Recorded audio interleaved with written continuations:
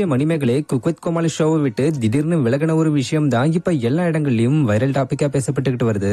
இதுக்கு காரணம் விஜய் மணிமேகலை தான் ஷோவை விட்டு விலகினதுக்கு அப்புறம் அந்த ஷோல குக்கா இருக்கக்கூடிய ஒரு ஃபீமேல் ஆங்கர் என்னோட வேலையை செய்ய விடாம என்ன ரொம்ப டாமினேட் பண்ணாங்க.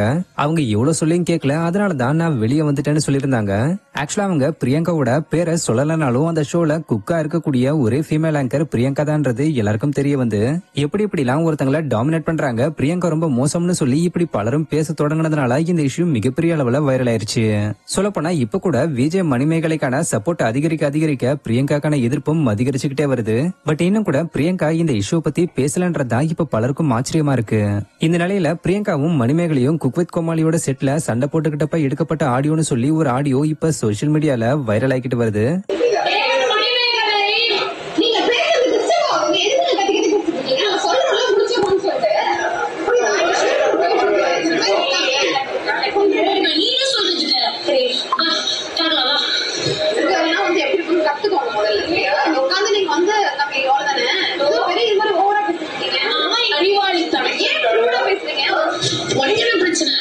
ஒரு நாள் இவளோட விஷயத்துல எதுக்குமே நான் வந்து போட்டி போடுவேன்.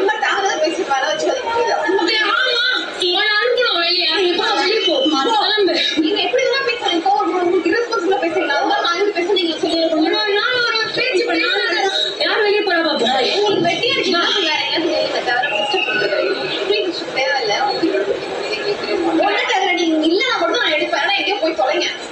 இப்படி இவங்க சண்டை போட்டுக்கக்கூடிய இந்த ஆடியோவை கேட்ட பலரும் பிரியங்கா இவ்வளவு கீழ்த்தனமா நடந்துப்பாங்கன்னு எதிர்பார்க்கவே இல்லைன்னு சொல்லி கமெண்ட்ஸ் பண்ணிக்கிட்டு வராங்க.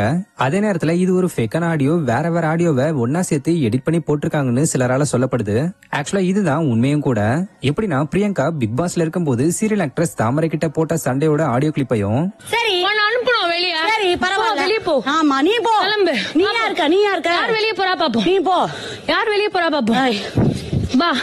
ஒரு நாள் இவளோட விஷயத்துல எதுக்குமே நான் வந்து போட்டி போட வரலாம்.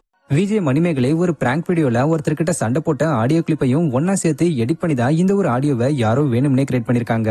சோ இப்படி எல்லாம் யாரையும் வேணும்னே டிஃபேம் பண்ணாதீங்கன்னு சில பேர் அந்த வைரல் ஆடியோக்கு கீழே தங்களுடைய கருத்துக்களை தெரிவிச்சுக்கிட்டு வராங்க.